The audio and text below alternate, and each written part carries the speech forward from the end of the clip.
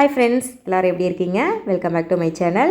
என்னடா யாகம் வளர்த்துறாங்கன்னு பார்க்குறீங்களா? சாவகட்டுப்பாளையம் கற்பக விநாயகர் கோயில் கும்பாபிஷேக விழா ஸ்டார்ட் ஆயிடுச்சுங்க.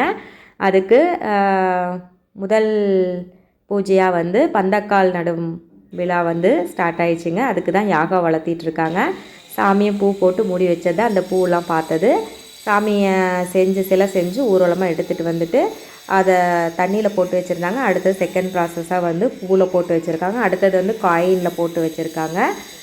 அது இன்னும் அடுத்த ப்ராசஸ் வந்து நடக்க போகுதுங்க. இப்போ இன்றைக்கி முகூர்த்த கால் நடுறதுக்காக 15 நாளுக்கு முன்னாடியே வந்து இந்த குச்சி பறிச்சிட்டு வந்து மஞ்சள் குங்குமம் தடவி நட போகிறாங்க.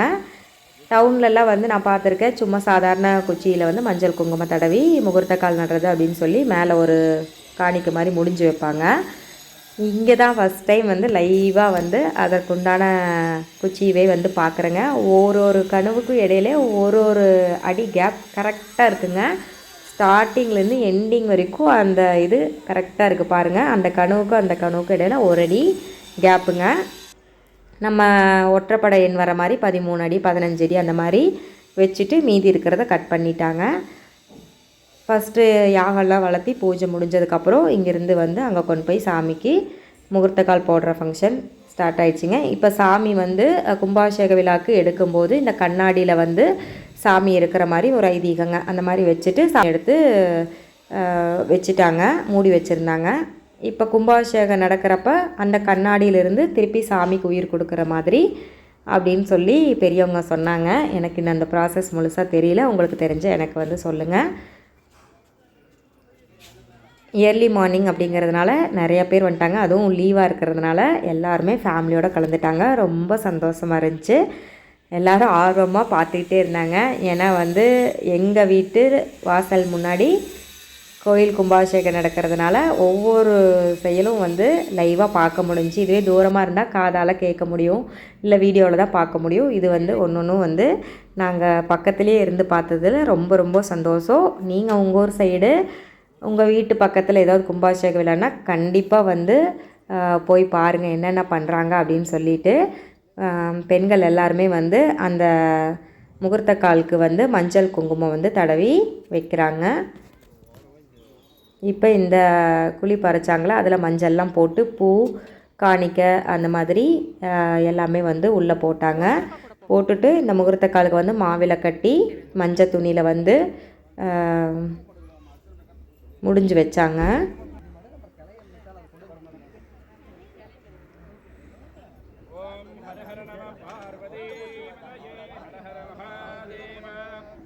அவ்வளோதாங்க. ஐயர் மந்திரம் சொல்லி இந்த மஞ்சள் துணியில் கட்டி வச்சிட்டாங்க.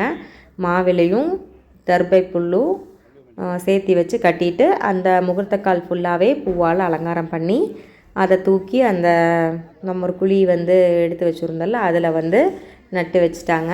இதுதான் வந்து எந்த ஒரு சுப நிகழ்ச்சிக்கும் வந்து முதன்மையான ப்ராசஸ். கல்யாணம் பண்ணாலும் சரி, ஒரு கும்பாபிஷேகம் பண்ணாலும் முகூர்த்த கால் போடுறது அப்படிங்கிறது இதுதான். நிறைய பேர் வந்து பார்க்க முடியாமல் இருந்திருக்கலாம். இந்த வீடியோவில் பார்த்து தெரிஞ்சுக்கங்க.